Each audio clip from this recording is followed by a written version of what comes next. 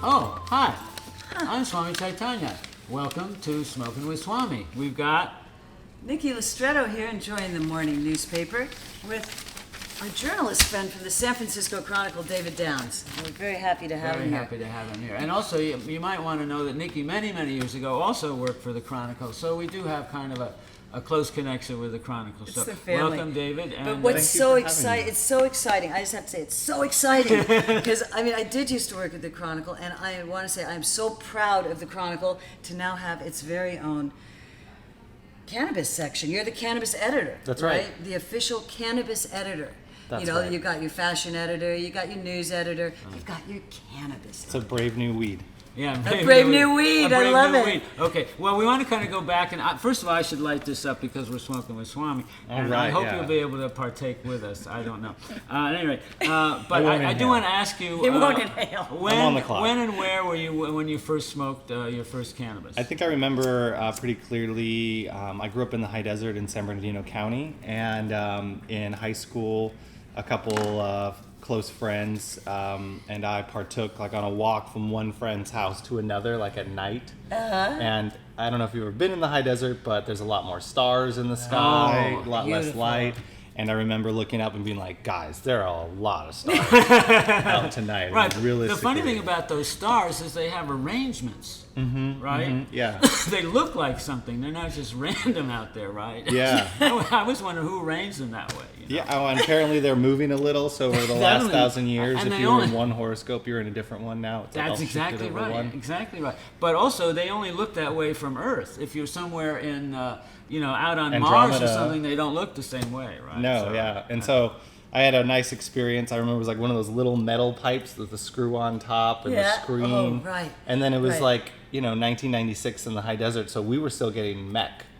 Like Mexican, seeds and stems and bricks sticks and everything. In very brown. 96, you were still getting that? Right when I went to college was when Chronic sort of came to the high desert. And so we It missed took each its other on the time. freeway. And by the time I got to college, someone tried to sell me a gram for $20, and I was like, how dare you? Yeah, right. What is this? And they're like, slow down, country bumpkin. Just try it first. This is a whole other breed of something. So when did you decide to make cannabis writing your main focus? Yeah. I think it really came to a head in 2009. I was freelancing, and my former editor and mentor at the East Bay Express in Oakland, Steve Buell, said, hey, what about us starting a pot blog? It's got international interest, and Oakland's a hotbed. A pot log. A pot blog. Pot blog. Yeah. I see. And, back in the days, people still called it pot, right? Yeah, exactly. Especially the old school editors, like, why don't we do a pot blog? Pot blog. And I was like, sure, because this was right in the run-up to Prop 19, the last legalization measure that didn't pass, and there was a lot of news to cover. What year was that then? 2009. 2009, right. Which I can't believe is like 8 years ago now. I know. Like, it feels like yesterday. Yeah. And I was like, I don't know. I'm worried about what this will do to my career, and I'm a big, important freelance journalist. Long story short, it was great. I've done like 4 weed books over the last 4 years. I have this great job, and and the readers really responded to professional journalism being practiced on the cannabis beat, as opposed to the puns and the sort of offbeat, kooky stories versus all the public health and criminal justice stories. Just to finally get positive stories about cannabis out there. So I was just telling Swami, I just heard this thing that ran in the week, just this week. George Michael, the musician, passed away, I guess, from a drug overdose of some sort. And his boyfriend came out. 1 second.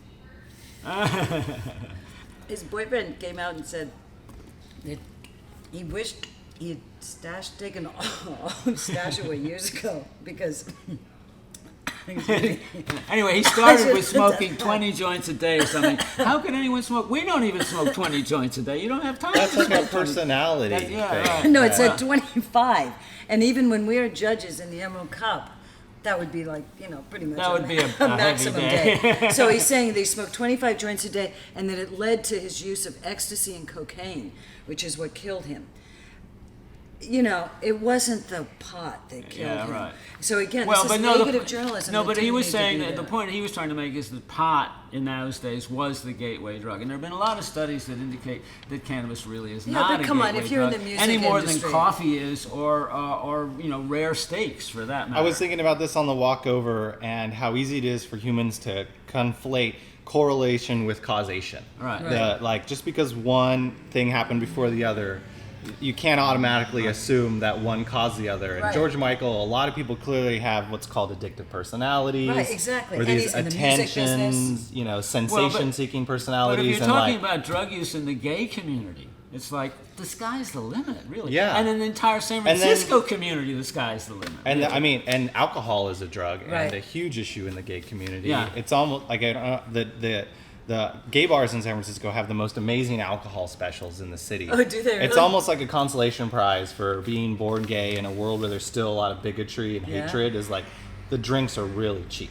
Seriously. But we do owe the gay movement a great deal because they also made the cannabis movement, and they were very much first ones aware, really, of the medical use Dennis of cannabis. Perone. Dennis It's Perone, fantastic, and so on and yeah. so. And it's still a very major medical treatment in the whole gay world. And we shouldn't really be talking about the gay world so much. What about our world, which is the whole rest of the cannabis industry and everything else? But it's going crazy right now. We're in the middle of California's market being legalized and regulated and normalized for the first time.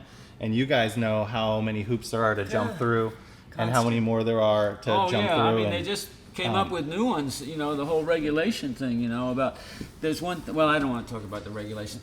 What do you see now in terms of the future of the business of cannabis, the kind of your beat? What do you see? It's just becoming more and more mainstream and normalized. And so that means that cannabis businesses need everything that normal businesses have, whether it's good software or a good bookkeeper or all that record keeping and compliance stuff.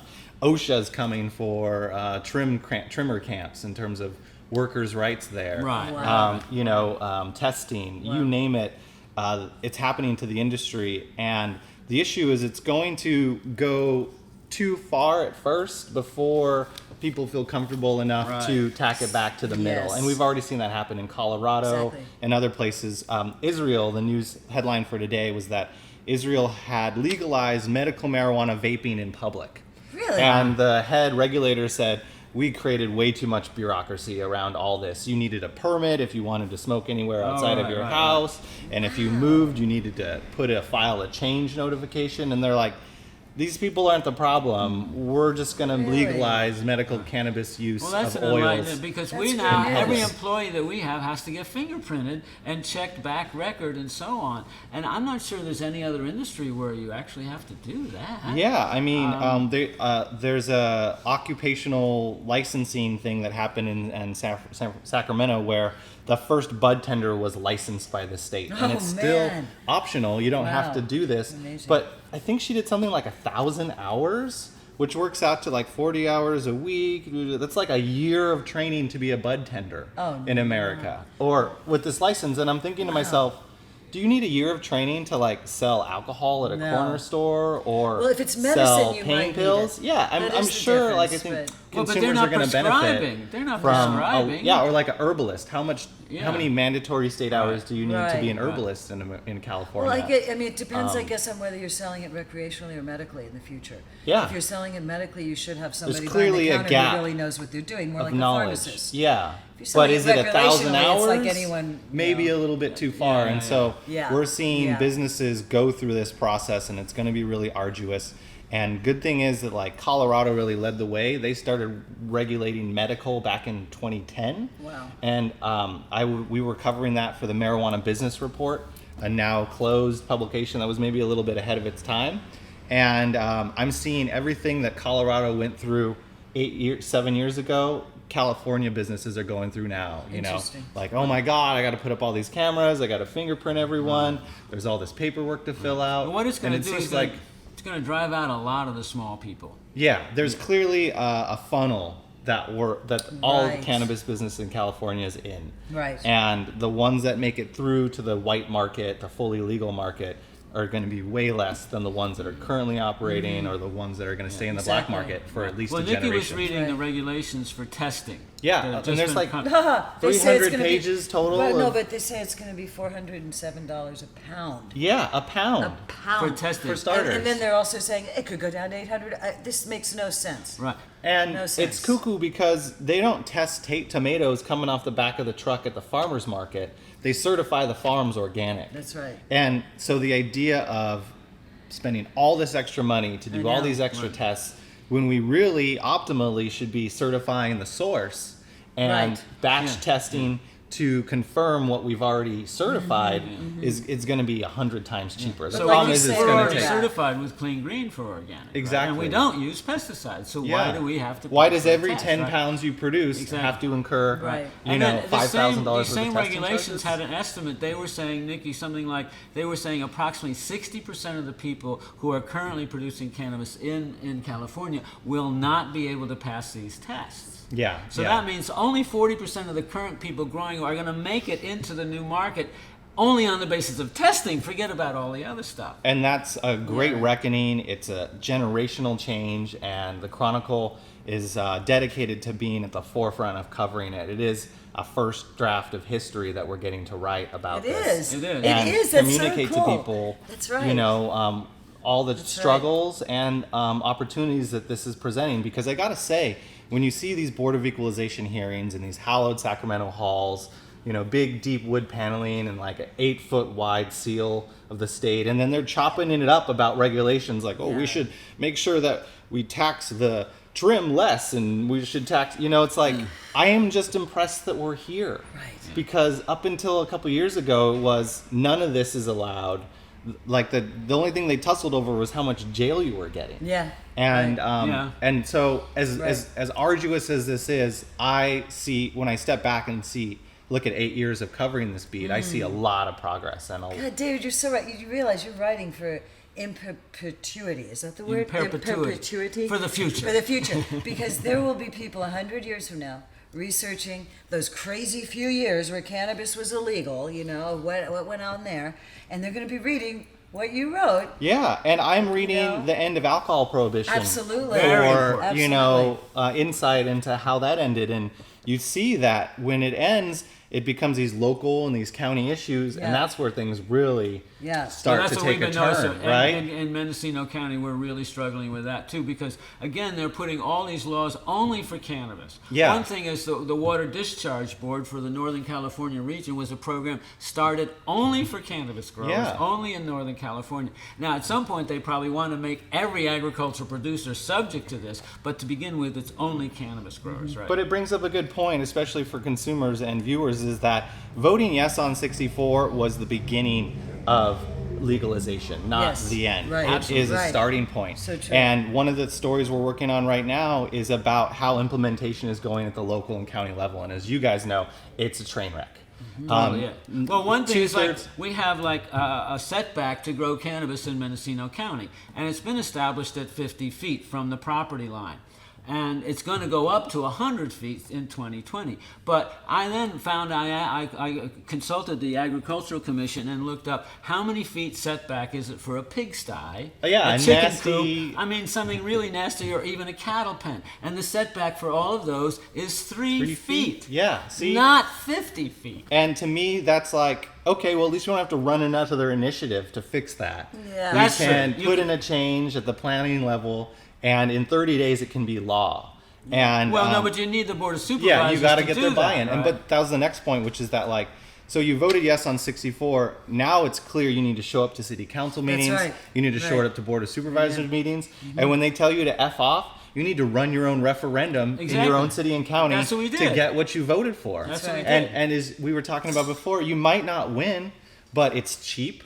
You get tons of headlines Right, out of right. it, That's and you right. quickly learn who your friends That's are, right. who's That's right. neutral, Well, you've who learned who the your players real are. enemies are, who Yeah. the players That's are, really right. and it's fun. Yeah. Because this is democracy. Standing at out in its- front of the Safeway trying to get petitions to get That's on the rough, ballot but- in the rain. That's a lot of fun. But at the same time, like that's the core of democracy. Yes, it's that- like this and cannabis country is wasn't- teaching us this. Yeah, it's a Yes. teachable moment in Yes. civics for a bunch of people who dropped out when they read the civics Yes. books. Right, exactly. And so that's a Started beautiful getting high, poetic right. moment too, because we're not a top-down nation, and change doesn't take root and hold when it's a top-down diktat, versus communities coming to this on their own terms, finding a way to cut the baby in half, as it were, and really learning who your friends are, learning that these people who are in your neighborhoods who want to cultivate a personal amount, are not weirdos. They're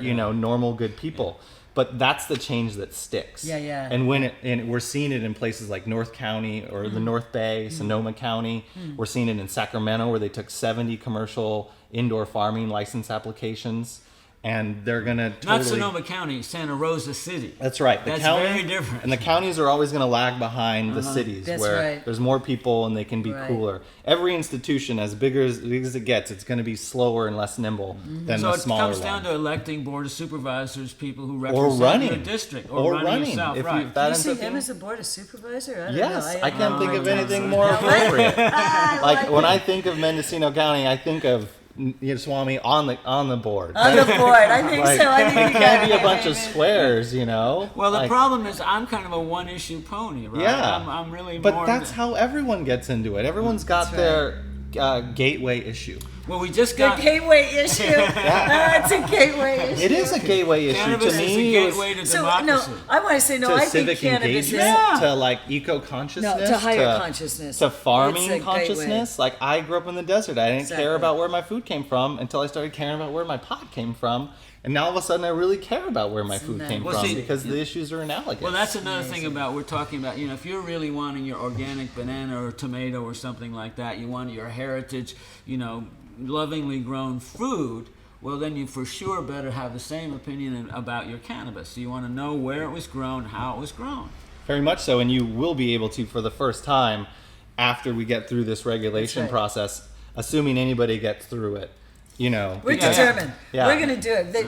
At this point, I'm feeling they put up a new challenge every day, and it's just kind of getting me like, we're going to do it. Yeah, we're because- going to actually prove that somebody can do this. Well, but there is the thing. If you're going to be doing legal business in the state of California, we are the most regulated state in the Yep. entire universe, probably, right. That's so right. you are going to, no matter what business you run, you just said that earlier, you've got to comply with this. The fact is that we're being hit with it all at once. Yeah. Every different thing all at once. Yeah. Not one next year, this. No, it's all at once. Just like permit building, for example, if we have tremors in a building, well, it's got to be a permanent building with an ADA bathroom and all of that sort of stuff. Yeah. Well, that makes sense. Yeah. But we've been in little, mountain cabins out in the woods for years, and it's like a huge transition to come. ADA has been killing small businesses in California Yeah. for decades Yeah, now. so Those ramps aren't cheap. I know. And they can We have a totally ramp. stymie We your already business have a actually ramp. have one. Yeah. It just goes to a non-permitted building.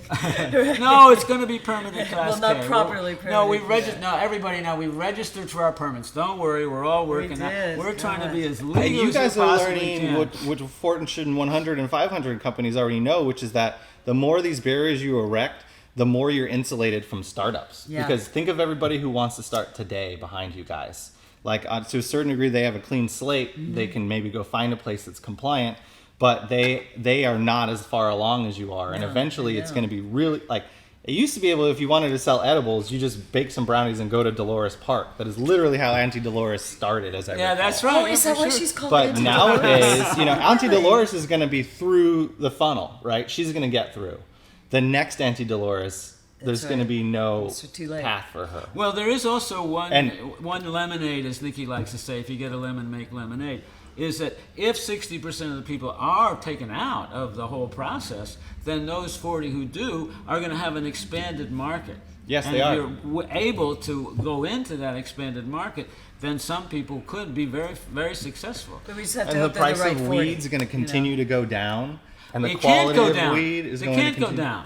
Because of the taxes. Because of the taxes and the regulations. testing and the Exactly. regulation and the permits, the price of cannabis is actually going to probably at least double, even though the grower isn't going to make any more money But then at I all. think, just like David said before, it'll come back down. Yeah, It's we've gonna seen go that in boop, boop, Colorado, boop. It's gonna Washington. have a The point. regulations cause a bump in price, Yeah, but the big industrialization drives the price Right. down. Well, For but good there's- or bad, Yeah. Well, see, It's happening. But let's talk about the market again too, because what I think really will be the case is that you're going to have a market that's just going to be like tobacco and alcohol, especially wine. Where you have, like, say, tobacco. You have your Bugle and your Top can tobacco. Ugh, yeah. Oh, come on, that's great stuff. And then, you have your Dunhills or your Marlboros, Now whatever we're it talking, is, right? yeah. And then you have your Cuban cigars up at the top of the whole thing, right? Same, alcohol. Alcohol the same way. You Suds, can get your Michelob Red Mountain Ultralight. jug or whatever. They don't call that microdosing. It's What? just cheap, shitty beer. Microdosing beer. I love it. That's But so Right. funny. that's what's happening. But you have your That's a cheap good way beer to and your say. cheap wine, and then, of course, you have your You- $100 then bottle. the sky's the limit. Sky's the limit, right? at the top. Right. And So- then there'll be frauds too, like people faking Oh yeah. special Well, cuts, like, near oh no, beer, this there'll is the be- Baccio I know, gelato. instead of near beer, there'll be not pot. Yeah, I'm getting questions from consumers like that. Like, I don't have a tolerance. I'm a control freak.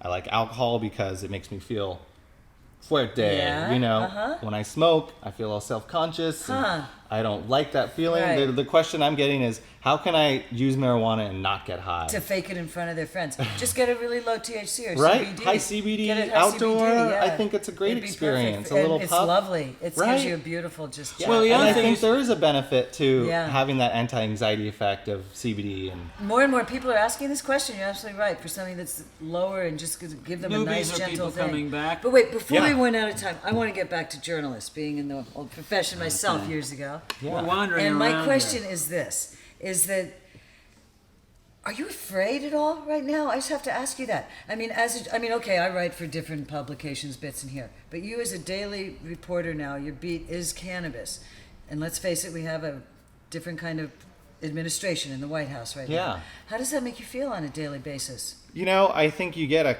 acculturated to it, used to it after years and years and years of doing it. But every now and then you can have this moment of derealization where you're like, oh my God, I write about a Schedule I, federally felonious drug. And if someone wanted to make an example of me or whatever, they could really yeah. mess up my life. But then I also think that it would, in a way, make my career because you become a cause celebre That's around true. like the fact that you were trying to do journalism and explore this issue on behalf of the readers. And here comes the government, retaliating and making an example of you. It takes courage. It's sort of like you're talking about the nonviolent path of Gandhi almost, of like being willing to put yourself out there, which is sort of what we do also, I guess. Yeah, you gotta- realizing you're on the line, Well, but I'm an American, and I'm really an American. I'm a true American, and I think that we have the Declaration of Independence, which is life, liberty, and the pursuit of happiness. Right? Now that's not a law; that's simply a mission statement. But cannabis fulfills all three of those things. Life, it's medicine. Liberty is the freedom to choose your medicine, right? And pursuit of happiness. That's let's just face kind it, of a right? given, yeah. So it's totally. But there's another phrase I want to bring out here, and it's been said before. It's cannabis for the people. Of the people, by the people, and for the people. Of the people, by the people, and for the people. And that has to be preserved because that's the way you're going to get your purest heritage, craft-grown, lovingly made cannabis by the people. I think the great thing about the plant, from everything I've learned doing crop science books with Ed and being out in the field, is that there's a bioreality to cannabis. That is the genetic and its relationship to the world. Mm-hmm. It's a successful plant. Mm-hmm. And it's the cheapest, easily grown pain reliever and anti-inflammatory the world has ever known.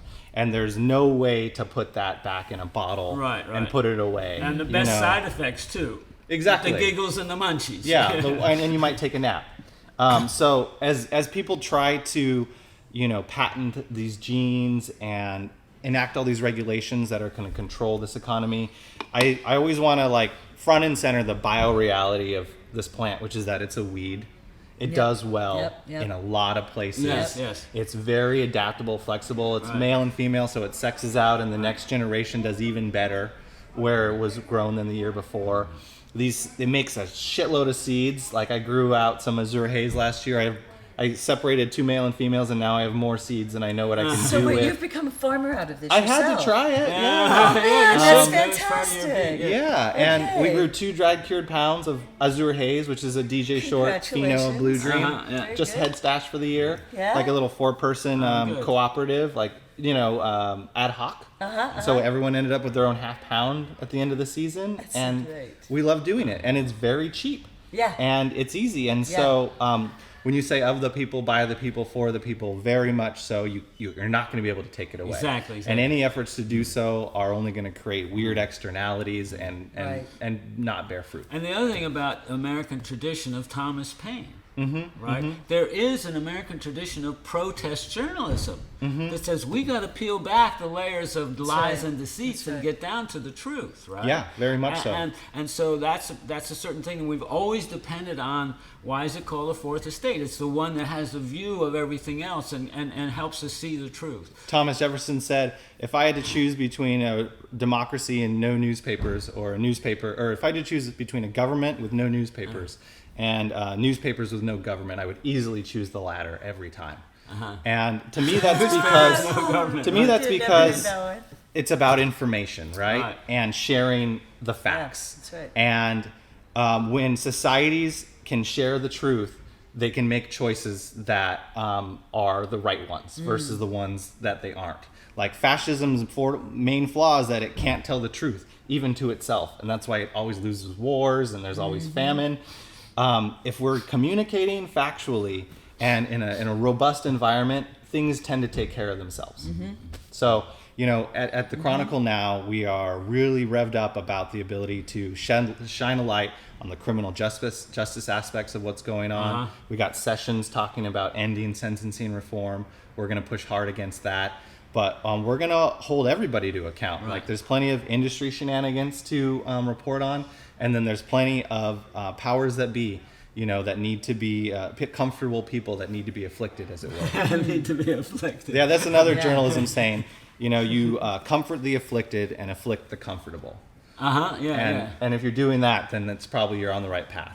So last week it was a story about a mom with a kid who had seizures, and she found a medicine that treats that seizures, but her daughter can't go to public school because that medicine comes from cannabis. And that's a thing we've seen played out in other states. People having to move from one state to California. And just the reporter in the loop on that up there in Santa Rosa starts changing how the school district acts to that parents, because they know that they might be headline news if they block this kid from going to school over a medicine that's working for them. And bigger picture, there might be thousands of kids in California in the same boat.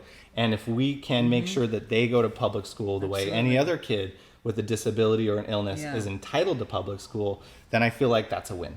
But see, then excuse me, Nikki, then the newspaper thing brings people to the Board of Supervisors. 'Cause that's the 100%. other element. Either to the Board of Supervisors or the Education Board, right? And the City Council. The newspaper brings people out, because that's the way the real action happens, when the information gets to the people and the people rally. I'm sorry, Nikki, what were you going to say? I have to see if I can remember it. Oh, no. Yeah, so the day after Prop 64 passed, there's a little town on the peninsula called Colma, where all the cemeteries are. Cemeteries. Cool. And the day after Prop 64 passed, they went in and banned all commercial and personal and everything. And they didn't notice the public about it, and only one person spoke. Versus Santa Rosa last week, or Sonoma County, or Napa, where when word gets out and people will know what's about to happen to the law of their region, they have no problem getting down and voicing their public comment and telling their elected leader, I will toss you out if I don't like what I see, in terms of affecting the will of the people around here. Right. But it works both ways. So in Calaveras County right now, that's a rural California county up in the mountains that does a lot of growing, has a very storied history. That's where Mark Twain did his story about the jumping frog. They took in $340 million in economic activity from marijuana last year. Like 1,600 growers moved into the region. How can they judge this? Amazing. But now the locals, the people who were there before, are just irate, super, super irate about changing in character of their neighborhood.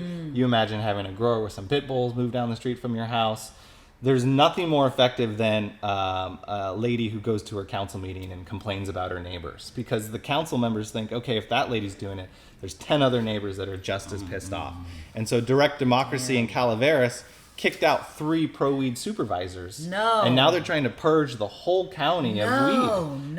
Even though it's like a half billion-dollar economic engine in an Yeah. area Nevada where County they're not also. doing it. Oh yeah, Nevada, 12 Butte, indoors Shasta, But it's so Calaveras. hard to, from the grower's point of view. You have to understand it's so hard for them to come out of the closet. Yeah. After so many years of being Or shut register in, to vote even. to realize. Yeah. Okay, well, I remembered what I wanted to say. Is that I want to thank you, and I want to thank everybody in journalism right now that has the courage to be writing not only about cannabis, about all of the fake news that's being put down our throats. Well, And, yeah, thank you. And I really do. I really mean that because it's. And I really hope that people realize there's value to actually touching newsprint. There's something about it. You Oh, know? the black I know on your a lot of fingers, young you know? folks maybe don't know the joy of actually just Right. like holding it. I and always start with the turning sports the section, tell you pages. the You truth. know. yeah, and seeing This what is- we put up top and what's It's a buried. great way to get your news. You I know? do it with I read the paper with my boys in the morning, and Yeah. I ask them to like point It's out the newest pictures thing. you want me to tell you What did the Herb picture call it? is. The Friday fish wrap? Yeah, exactly. No, but I think it's the new thing now. Well, Let's because get it's the world fish and reading. chips also, right? I think with people like you writing about cannabis, more people are going to be reading the newspaper. You know? I think Yeah. That's what I journalism think. as a in general, it's weird because the media is taking such a hit, and Yeah. people say they don't like it, and this and that. But we see the traffic, and we That's see right. the subscribers, and we've seen them just explode, going up into the Right. election and afterwards. Yeah, people want So to people know. are saying one thing about like la la la, but Yeah. then they're clicking like mad because when the fire's racing to your house, That's right. you need to know what's going That's on. right. And so it's really easy to dump on the media when you don't need them. Yeah. But when you do, they're there actually providing information that's going to be relevant to your lives. Amen. That's And- great. Well said. Yeah, like someone it's true. someone said it's like the piece of media, like a newspaper is a piece of exercise equipment you just can't bring yourself to throw away. Like it's always there when you need it. Another thing This is is about better letters than to that. the editor. You know, letters to the editor are very important also because that's the way the community makes itself known. So I think, there's a whole thing about public involvement with the newspapers, with the people. Show up at the Board of Supervisors, show up City Council, write letters to the editor, and have your own meetings amongst interest groups so you can represent yourselves.